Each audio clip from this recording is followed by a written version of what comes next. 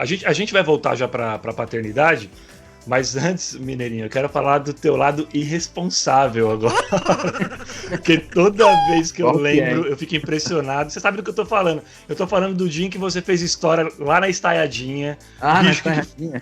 que foi aquilo, cara? Você não pensa nos teus filhos? Cara, o que eu mais pensei foi neles, porque aquele projeto foi um projeto que, na verdade, a Red Bull, que é meu patrocinador há 20 anos, eles sempre deram abertura para projetos de atletas, de patrocinados, de parceiros. A gente não fala nem de patrocinados ali, são de parceiros. E eles dão oportunidade para a gente trazer coisas malucas, estilo Red Bull mesmo, que acho que a maioria das pessoas que acompanham a Red Bull e os atletas sabe como que são coisas bem diferenciadas. E numa dessas reuniões de loucuras... Vai me falar que essa ideia saiu da sua cabeça, hein? Eu tinha duas ideias. Na verdade, eu tinha uma outra ideia que era um pouco mais louca do que essa, que eu ainda pretendo fazer. Assim, não era um pouco mais louca, as duas eram bem loucas, é que a outra acho que que a outra acho que é um pouco mais impressionante. Talvez não seja tão mais difícil, mas é mais impressionante. Mas enfim. E aí o cara falou, essa aí acho que não vai rolar agora. Inclusive, a gente foi fazer uma visita técnica no local. Cara, pra Red Bull ficar com medo. Aí os caras trouxeram um gringo para analisar o projeto e fazer cálculos de física. Falou, não, seu corpo não vai aguentar. Meu Deus, velho. Eu falei, como assim, meu? Tenho certeza que dá. Enfim. E aí o segundo plano era esse. Aí o cara falou, mas e aí? Mas você não tem outra ideia? Aí eu falei, aí eu já tinha visto a ponte ali na Marginal. Aí na reunião, uma das pessoas, você já viu aquela ponte? Eu falei, cara, isso era um dos projetos que eu tinha na cabeça também. Pode ser um plano, vamos nessa? E aí os caras falaram, mas se a gente conseguir liberar, você anda mesmo? Aí eu falei com aquela resposta que ando, mas será que eu ando? Não sei nem como que é lá em cima, será que dá, não dá, enfim. Eu falei, eu ando. Olha, a gente vai pra cima, você anda mesmo? Caramba! Aí eu falei, ando, vamos pra cima, vamos lá ver as possibilidades, que eu ando sim, com certeza. E aí, a gente foi lá ver tudo, foi um projeto de uns 6 meses de produção, de organização, enfim, de juntar as pessoas certas para fazer acontecer. E confesso que no final, assim, na última semana foi muito difícil. Era para o projeto ter acontecido no mês de setembro. E quando tava chegando o mês de setembro, os caras falaram assim para mim, o pessoal da prefeitura pediu para adiar para novembro. E eu já tava tenso em setembro. Eu falei, vai rolar um negócio esse mês. Eu já tava chegando o dia. Quando a Red Bull falou assim, a prefeitura pediu para adiar para novembro para fazer junto com a virada esportiva. Eu falei, opa, beleza. Não tem problema. Deixa para novembro. Aí fica com... Eu falei, ganhei mais um tempo pra me encorajar. Cara, e até pra contextualizar... Verdade, cara, quando a gente subiu lá pra fazer a visita técnica, eu não consegui subir no local onde andei, porque ali não tinha acesso. Então a gente tinha que subir lá no topo da ponte, numa escada por dentro da estrutura, que é aquela estrutura vertical, eu tinha que subir lá no topo da ponte e olhar pra baixo. Eu olhava assim e olhava, não dá pra andar. Na estrutura da ponte mesmo não dava. Então a gente decidiu que a gente ia fazer uma camada de madeira pra acompanhar a ponte ali, a estrutura dela, porque na estrutura mesmo não dava, porque a estrutura ela tem ela é tipo não chega canaleta. A ser um Ralph, não chega no seu formato. Na verdade ela tem um formato de U, só que ela é angular para uma canaleta para o meio, para o central assim, por causa da água, para a água vazar no meio do U, bem no meio. Então na estrutura da ponte era impossível andar, não dava para andar. Então a gente definiu que tinha que colocar uma madeira para uma casquinha ali, uma casquinha para acompanhar só a curvatura e o skate ser possível andar. Só que, até a gente falar, enfim, fez todo o projeto, mas a única vez que eu subi lá em cima foi no dia que eu tinha que andar, na hora. Então eu não sabia o que esperava, não sabia como que ia ser ali. Então eu fui essa semana que eu tava nos Estados Unidos, aí eu vim 5 dias antes do negócio da ponte, que foi dia 19 de novembro do ano passado. E aí, antes de sair de casa lá, eu cheguei e mostrei pro Gabriel. Falei, filho, o papai vai pro Brasil, o papai vai andar em cima dessa ponte. Tava todo assim, querendo mostrar pra ele, né? Ele olhou e falou, pai, você vai andar aqui em cima dessa ponte? Eu falei, vou. Ele falou, nossa, pai, mas se você cair, você morre? Rapaz. Nossa, cara, na hora eu olhei pra cara dele, Eu não respondi, eu falei, filho, papai não vai cair. Não, pai, mas se você cair, você morre? Eu falei, o papai não vai cair. Pode ficar tranquilo, que o papai não vai cair. Cara. Cara, eu aí peguei o avião no dia seguinte e vim com essa encanação na cabeça, cara. Falei, meu Deus do céu. E aí eu cheguei no Brasil, aí liguei pra Gabi, a Gabi falou que a Maia acordou à noite me chamando, que nunca tinha acontecido isso. Eu falei, cara, de merda. Ai, meu Deus. Cara. E eu tava bem apreensivo. Eu cheguei, tipo, numa sexta, aí eu fui direto pra um evento no Rio de Janeiro, fiquei sábado, domingo, segunda de manhã eu voltei, que eu tinha uma reunião na Red Bull, tipo, pré-loucura. Vou falar que pré-loucura, né? E que na terça a gente estaria ali, 4 horas da manhã, todo mundo se encontrando embaixo da ponte, pra começar, porque de 6 horas da manhã eu tinha que estar lá em cima já.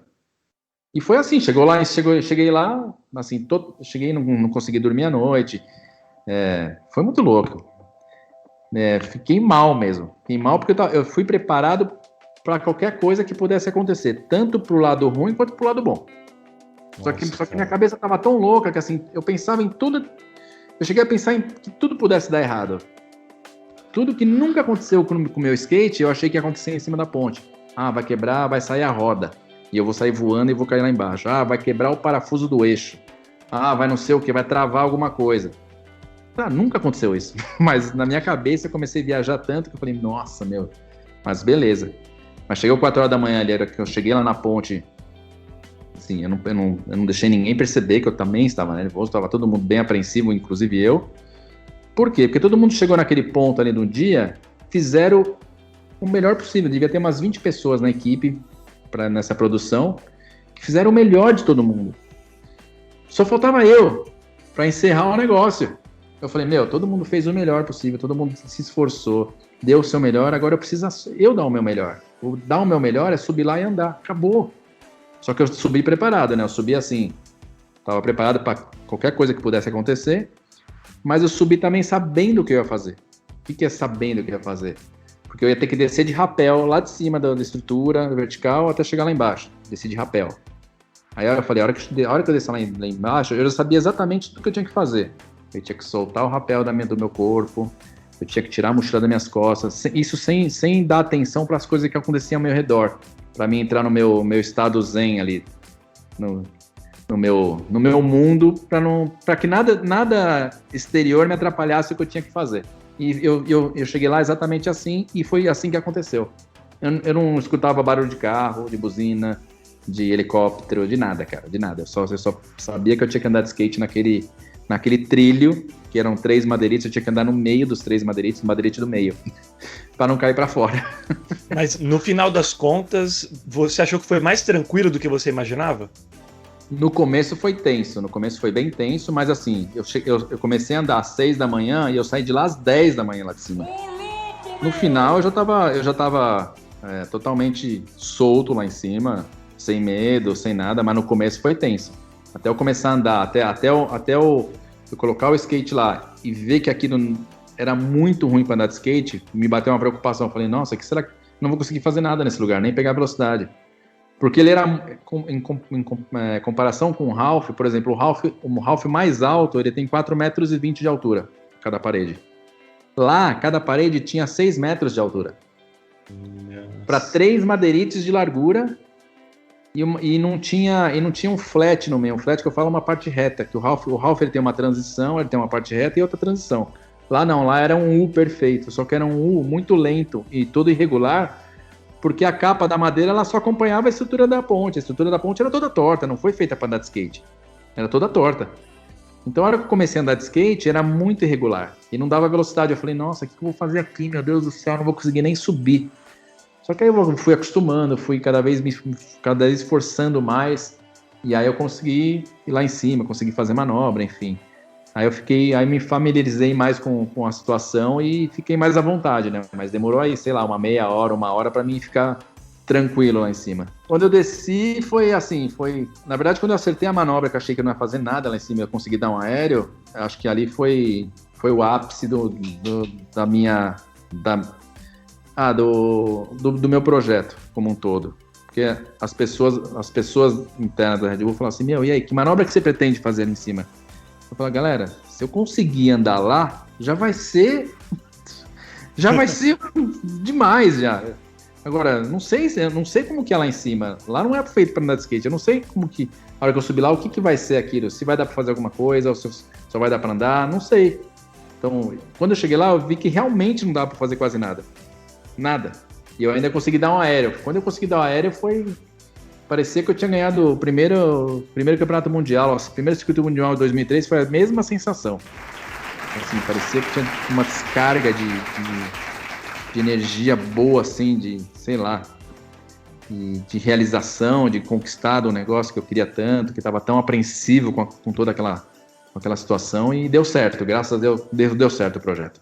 Pronto, eu finalmente tinha colocado a cereja no bolo de todo mundo, de tudo que tinham preparado para aquele momento, entendeu? Eu tinha feito meu trabalho.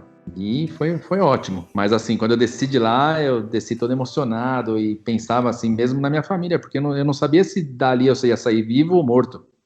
Se ia ser um final feliz ou um final triste. E eu fui preparado para isso mesmo. Eu falei, não vou amarelar, porque eu que inventei essa porra aqui e eu tenho que fazer. Cara, e você falou da cereja do bolo, eu ia te perguntar exatamente isso. Como que foi o primeiro abraço de volta, assim, que você deu nos seus filhos, cara, depois dessa loucura?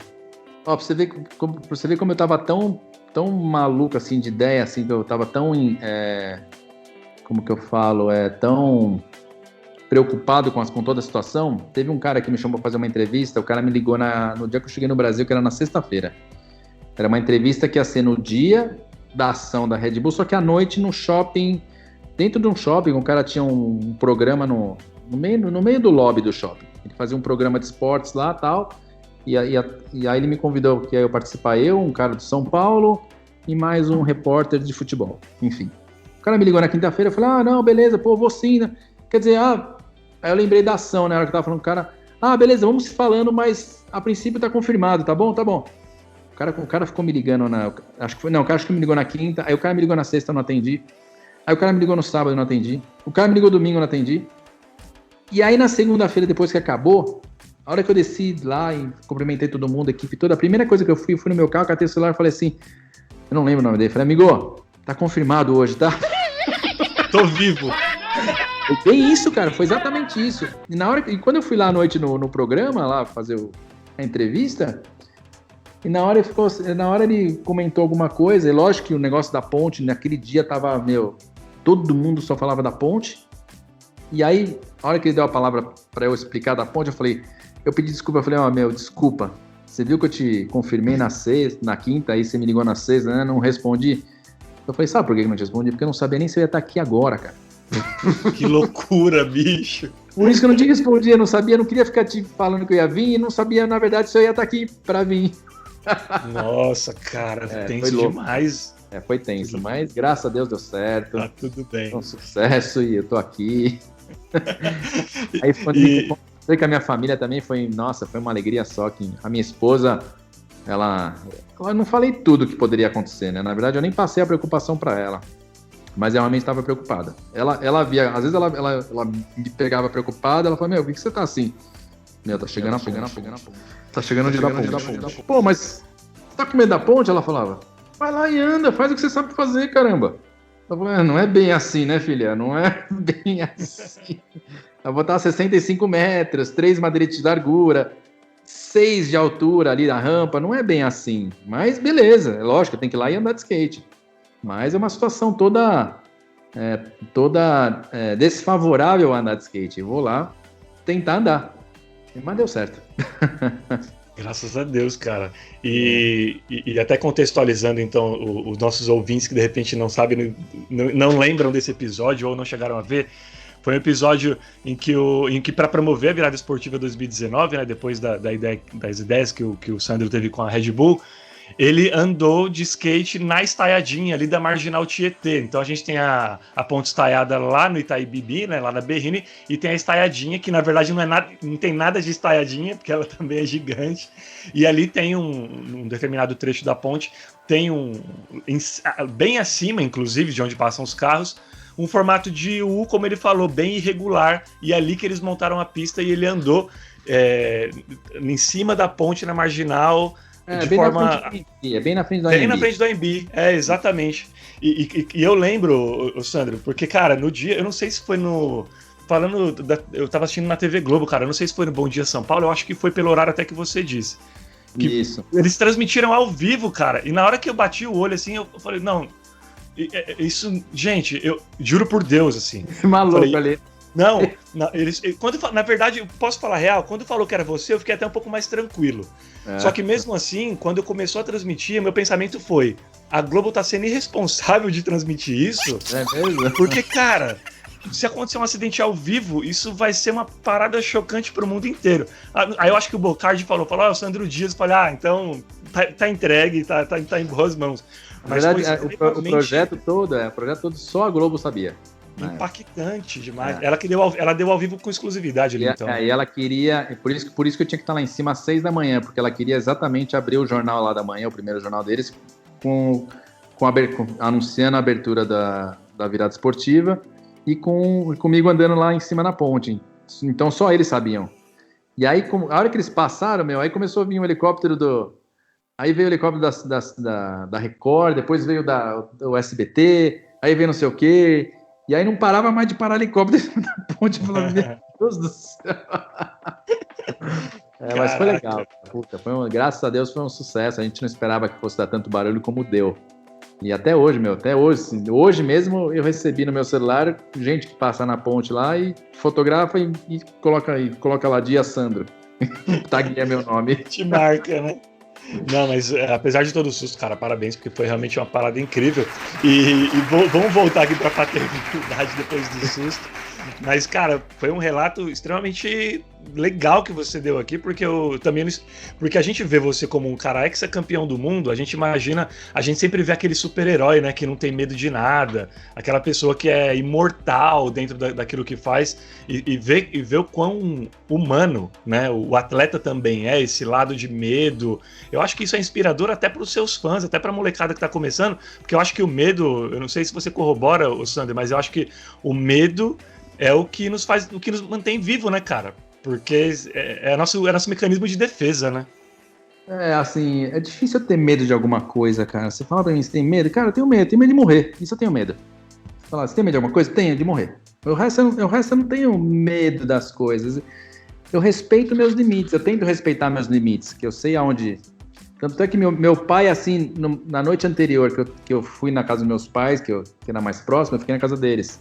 Eu jantei com ele umas 8h30, meu pai falou, oi aí, a ponte é amanhã, né? Bem assim. E eu tava todo tenso na mesa, assim, eu falei, amanhã, pai, amanhã. Aliás, amanhã não, daqui a pouco que eu tenho que ir pra lá. Aí ele falou, mas e aí, tem perigo? Eu falei, pai, tem perigo sim. Tem, lógico que tem perigo. Mas eu vou respeitar o meu limite. Tenho 2 crianças em casa, tenho total consciência que eu tenho 2 crianças em casa e eu vou respeitar meu limite, vou fazer o que der. O que não der, eu não vou ultrapassar essa barreira do que não dá. Entendeu? Vou respeitar assim meu limite, porque mesmo sabendo, mesmo com todas essas loucuras que eu tava na cabeça, eu falei isso aí pro meu pai. Tem perigo? Tem, lógico que tem perigo. Mas eu vou no meu limite.